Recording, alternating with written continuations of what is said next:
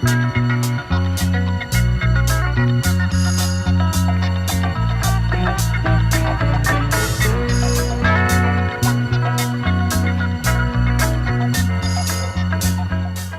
to another episode of Conversations with Dr.Da Silva. This is a show where we bring various different guests to talk about various different topics. The vision here is to give us little people a voice, and the mission is to have, engage in conversations that are about something that we're passionate about. And today I have a guest, Catherine Mary, and she's going to be talking about mental health, addiction, and stigma. Well, welcome, Catherine. Thank you, Marcello. How are you? I'm doing pretty well. How about yourself? I'm doing good. Thank you. Okay, good to have you upon. Thank you for having me. Yes. So please tell me, what made you want to be involved in this and be an advocate?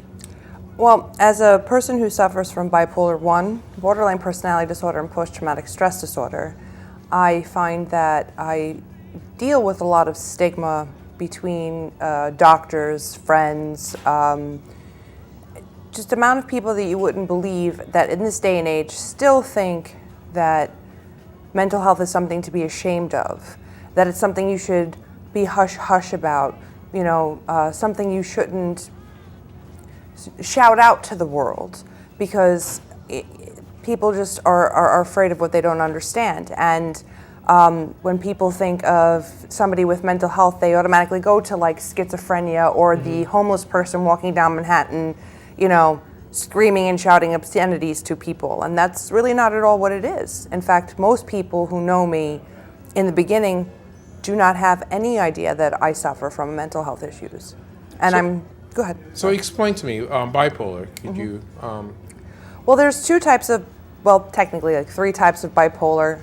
I'm not a doctor, so I can explain the bipolar 1 and bipolar 2. I used to be bipolar 2, which has more episodes of manic, which is hyperactive, start 6 million projects, don't finish a single one of them. You feel like you're on top of the world. You feel that nothing's going to stop you. And then as high up as you go is as hard as you fall into depression. Right. I'm a rapid cycle. I was a rapid cycle bipolar 2. So instead of having my moods fluctuate days, weeks, months, it would go between moments of the day. So up and down, up and down, up and down. Add the borderline to that. It was made for some quite interesting days of my life. So now you have bipolar 2, which is what I'm diagnosed now as a rapid cycle bipolar 2, which is you're not as manic, you're more depressed. I look at it like, well, I'm 40, my body was probably like, yeah, we're too tired to be manic all the time. So that's why I say it flipped it. But, again, with the borderline aspect, since they are very similar, yet so different, and again, rapid cycle, it's periodically during the day. And I'm pretty good at keeping it away when I need to. But when I'm with people I'm comfortable with, it comes out because I don't have to pretend. It's very exhausting. It's absolutely exhausting. And tell me about the aspect of PTSD. Post-traumatic stress disorder, I suffered for a couple of reasons.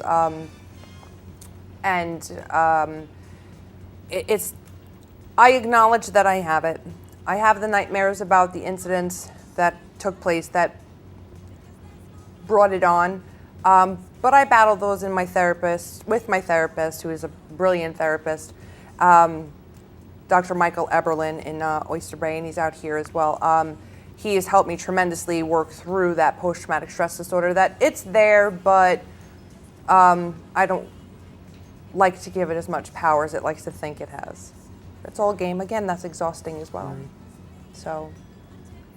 When did you come to a realization that there was something that you felt was maybe not right with you, or as far as, that you felt that like it was given a diagnosis of mental health or whatnot?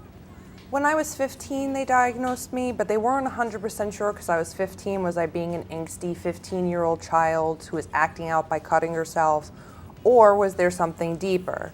I kind of always felt different. I always felt like I had a very big imagination. It was grandiose. I mean, I used to play catch with Mr. Tree, who was a tree in my front yard. As an adult, I understand it was the wind blowing the ball back at me. But when I was a child, it was literally, you know, a friend of mine. I used to act out movies on my couch, like Predator. When they're running through the forest, I was running through, you know, my couch and doing all that stuff. And I always just felt different than my friends. Like, my friends really didn't do those things, and I didn't understand why. And then when I turned 15, I blossomed a little late in life, and they feel that that was the switch that made the chemical change that brought on the bipolar 2. Sorry, I just had a note. Sorry. But yeah, but I always felt different. And I was always uncomfortable with it because, you know, when you're a child, you want to have friends, and you're told, make friends. And I've always felt different, and I never felt comfortable anywhere. And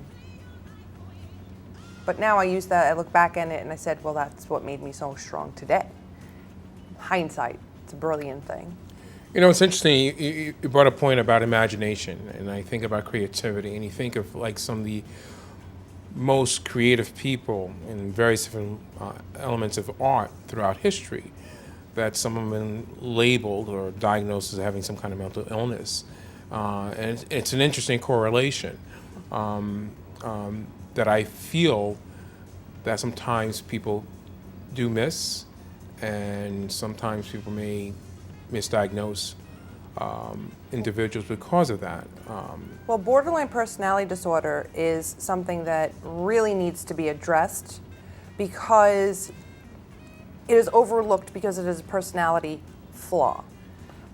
So they put it in the same little box, because that's what we like to do. We put things in neat little boxes. And it's in there with narcissists and sociopaths and psychopaths. But borderline really needs to be presented to the world more as a mental health issue, even though it is a personality flaw, because there is a behavioral group, it's called dialectical behavioral therapy, and that is essential for anyone with borderline personality disorder. However, because of that neat little box, insurance companies don't cover it, because it's not actually a sickness, it's a character flaw. And that is a very, very expensive treatment. And that needs to be brought to the forefront of society, because that's where the cutting comes from. That's where the abandonment issues come from. That's where the really low self-worth comes from. And these things need to be addressed, because suicidal ideology, I cannot talk today. Sorry. It's so good. Suicidal ideologies stem from that as well. Now you add the bipolar aspect of it, it's a set for disaster. So borderline really needs to be brought forward and addressed, and insurance and people need to be made aware that there is treatment for you. It just needs to be addressed as something other than a narcissistic person or a sociopathic person. It's way back and so expensive. So you're saying insurance companies won't cover that? No, insurance companies do not cover it. There are options. Hofstra University has a program, but there's a waiting list where it's very inexpensive. But people don't feel comfortable with that because they say they're students, but they're grad students, you know, and I'm on the waiting list for that. As opposed to going to like a North Shore LIJ hospital, where it's $250, I think, around argument's sake, group, and then like $100. And you have to go every week for 6 months. That's the program. And they have the sliding scales. They do work with you. It's not like they're like, no, this is it. They do work with you, but if you don't have money, or you're on disability, or you're on a fixed income, it's darn near impossible to get the help you need. That's a real shame. It gets me frustrated, but don't get me started on that, because that's a big activist about the whole thing, about the medical industry and so on. And as far as, you know, coming down to the dollar signs, so people are suffering and they're experiencing something that could be debilitating in many different ways. And because of the dollar signs, you know, it's not being addressed. All about the Benjamins. Yeah, and it's a real shame. So tell me more about, when you started talking about the whole thing about stigma, tell me more about that and what you would like to share with the world about what that is, because it's something that, we've seen many of our, bright stars that have passed on and, struggling with mental illness and so on, and what it entails. So, well, the stigma is, in my experience, is we are all taught to be happy in life. But the reality is you can't be happy all the time. And when you suffer with a mental illness, it seems greater to people that don't suffer. So I might drop a pen on the floor and get really angry. And you don't suffer, so you're like, why are you getting so angry? So you consider that drama, so you push away and you leave. And then, of course, that triggers an abandonment issue with somebody who has borderline personality disorder. I've seen many of my friends walk away from me because they feel that I'm filled with drama. And you know what? Hindsight again, see you later. Have a nice day. Because I don't need them, because they did me a favor in a sense. But when it happens, it doesn't feel that way. And another instance of a stigma is when I go to doctors, I don't talk about that I'm bipolar or borderline or post-traumatic stress disorder. I try to leave that out, but then they ask the questions, are you on any medications? And I have to say yes, and then I have to tell them, and then they say, oh, and then they start treating you a little different. And one time, a doctor said to me something, and I'm not some, dumb off the street, don't, just because you're a doctor, you're not going to treat me as if you're better than me. So I had talked back to him assertively, saying, you are wrong, this is not what's going on. He said, don't get all bipolar on me. What? Yes. My boyfriend at the time had to push me back down on the bed because I was in excruciating pain, and now you just said, a doctor, of all people, a doctor just said, don't get bipolar on me. And I, of course, got a patient advocate. I reported him and everything else. But I mean, in society today, the doctor shouldn't be doing that. And if a doctor is doing that, they need to be accountable for that, especially in an emergency room situation. Of course. Also, the stigma with bipolar is that, we are sex addicts, we are gamblers, we are this, we're that. Some of us are. Some of us, do act impulsively. My thing was I used to shop for makeup. But that was it. That was my impulsive behavior. I was never promiscuous. I never gambled. I never did drugs. And not that there's anything wrong with people who self-medicate as long as they realize that they have a mental health issue and seek help, which is another thing. But, people have this they do the reading and they say, well, these are the things no, not all of us do it. Not all of us have that problem. A lot of us do have impulsive behavior. I'm quick to anger. That is one of my biggest deal breakers with relationships with friends, boyfriends, even family. But I'm working on it, and that's all you can do, and that's all anybody can do. And the power of self-realization that you have these things, that it's okay, is an amazing, eye-opening, heartwarming, freeing thing to realize. That it's okay to feel angry. It's okay to cry. It's okay to have these feelings, whether you're a man, whether you're a woman, whether you're gay, whether you're transgender, no matter what cycle, no matter what religion, what color, nothing. Mental illness and addiction does not see anybody for anything other than your brain is just messed up. And that's okay. It's okay that your brain is messed up because, like you said, artists, painters, musicians, all rock stars that we connect with, have that connection with, that hit our soul, more than likely, they're bananas. It's because we have more electricity in our brain. That's why they tend to be more creative. We have more activity in our brain. So that is why, again, we are more creative. and more imaginative and more free and everything else because we have more activity. So we're better.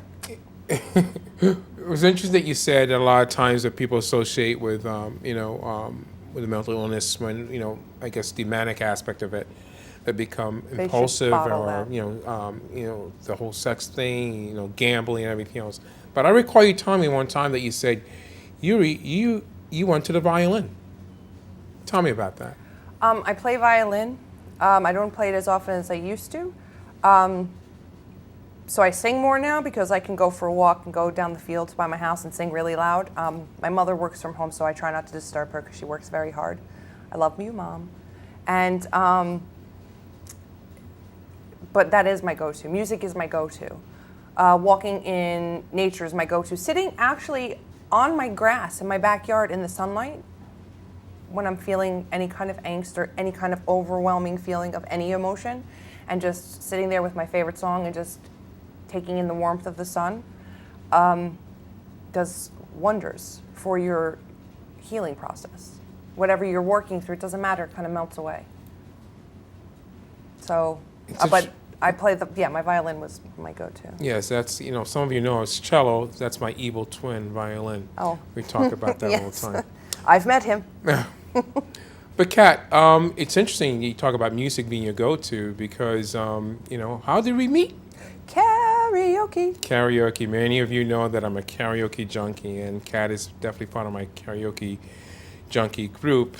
And, Love Shack, baby. Love Shack, yes. We've done that many a times.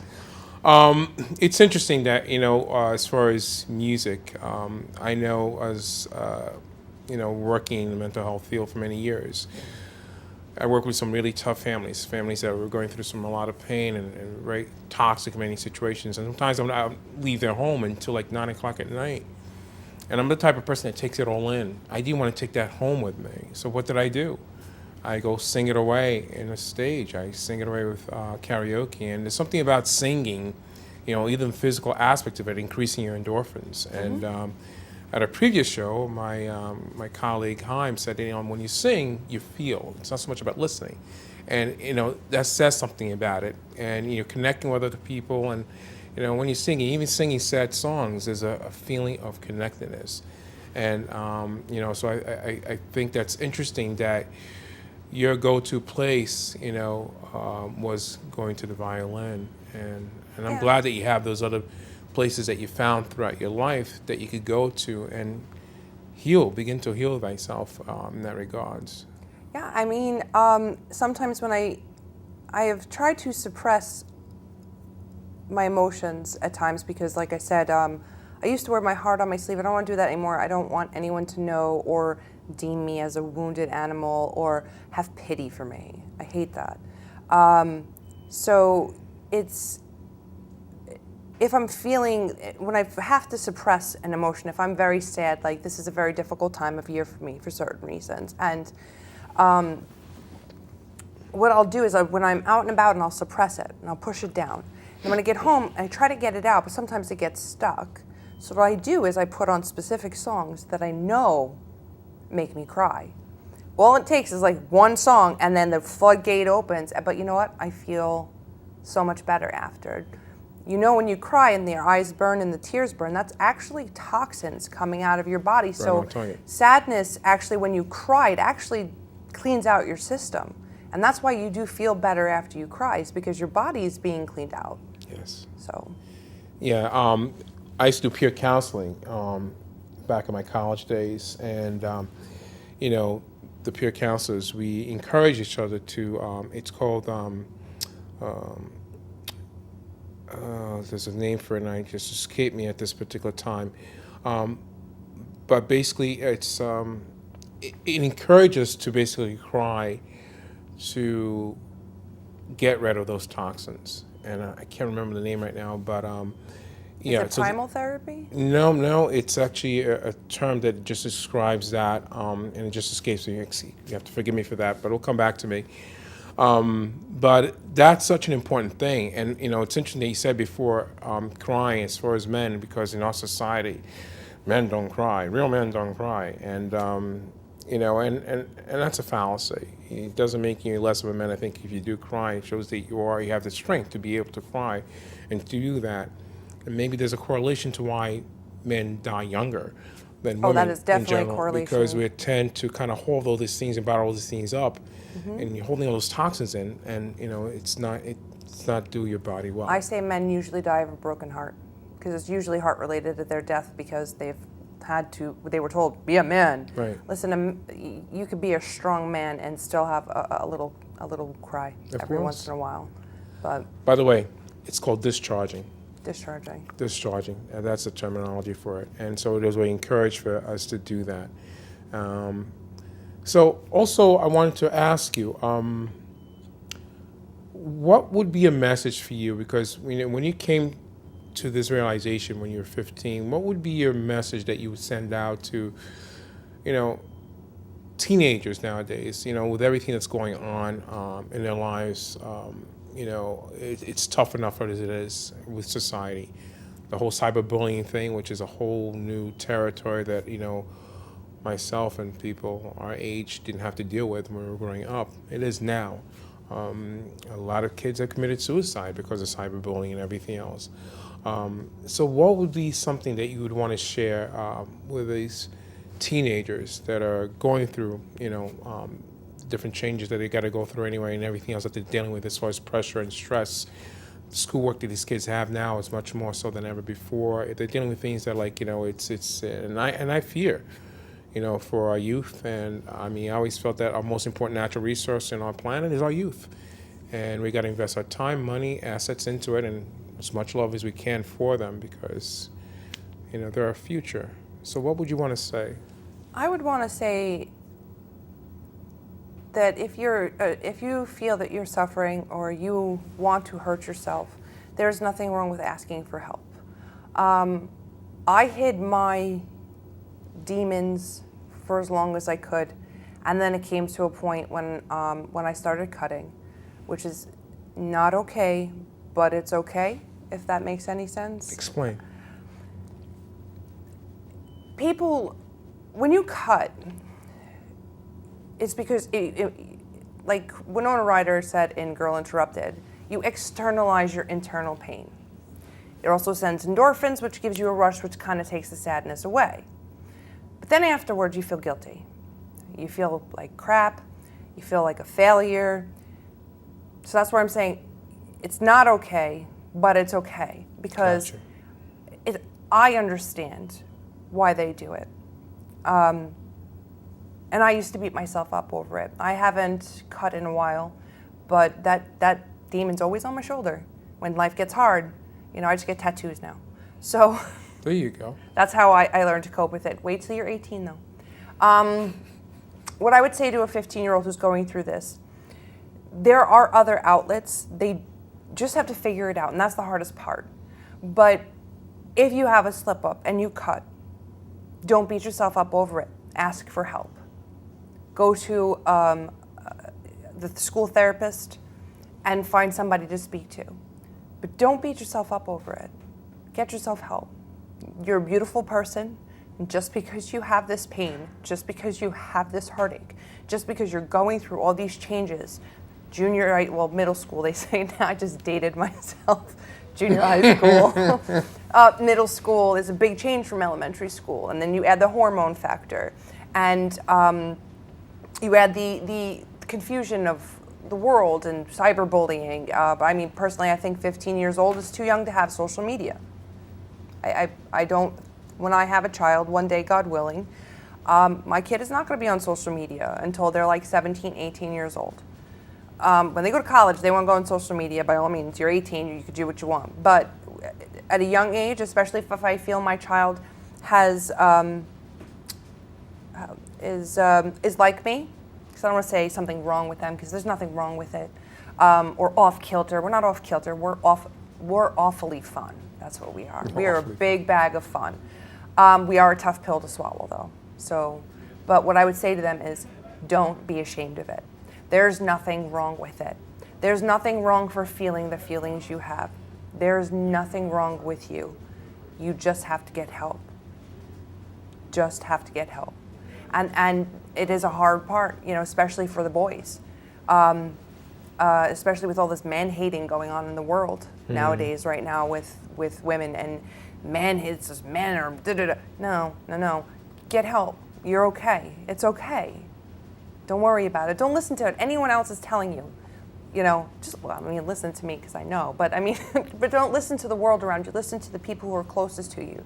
Your mother, your father, or if you don't have a good mother and father role model, an auntie or an uncle or a grandparent or sibling, somebody. There's got to be someone in your life that can help you. But you have to put in the work. And it's the hardest thing you will ever do. I'm 40 years old and I just got it. But if I can go back in time and tell myself what to do, which is what I'm telling you, ask for help and never be ashamed, ever, of who you are. There's a reason you were put on this in this world. There's a reason why the universe has chosen you to have this. I find that people with mental health issues are more empathetic, sympathetic, compassionate, kind when we see somebody hurting. Why? Because we know. Whereas a person who doesn't suffer is just kind of like, oh, I'm sorry to hear that. So be blessed with this double-edged sword. Don't beat yourself up over it. There's nothing wrong with you. Get help. That's all I can say. Is just appreciate the battle that you're going to have, because you are going to blossom into a wonderful human being. But you need to get help. You can't do it alone. And that's what they need to do. And people need to stop demonizing people for it. Stop making fun of girls or boys who cut themselves. That needs to stop. Because if you're not in it, you don't know it. And you will never know it. And it's a rough road, but there's a happy ending if you want it. Okay, thank you. And please share with us, what are you currently doing now? I know you want to go into the field, and please. Yeah, my ultimate goal is to become a licensed certified social worker and work in a middle school with children who have behavioral issues. In the interim, I'm going to be attending a college. I haven't decided where yet, to get my certified alcoholic and substance abuse counselor, because I'm very passionate about addiction and the stigma against addiction. But the ultimate goal is to get my licensed certified social worker and work in a school with children with behavioral issues due to the fact of whether it be sexual abuse or parents who are drug addicts or the children are drug addicts themselves. I want to work with them. Also, I do want to go to Ireland and go there and experience how they handle it, and just get a little worldly experience, because that's where my awakening was in Ireland. Well, wherever you end up, they'll be lucky to have you. I'm glad to have you as a friend. Thank you. And glad to be able to sing Me Love too. Shack with you many days ahead. And They can reach out to the American Foundation for Suicide Prevention for help, and they can also, the National Alliance for Mental Illness, NAMI, Yes. NAMI. And just those are the places they can go to. They'll help them, and they'll help their families understand. They do a lot of great work. That is important. Yes. That aspect. Well, Kat, thank you for coming on board today Thank you and for being having on me, our Marcella. show. And thanks again. Thank you.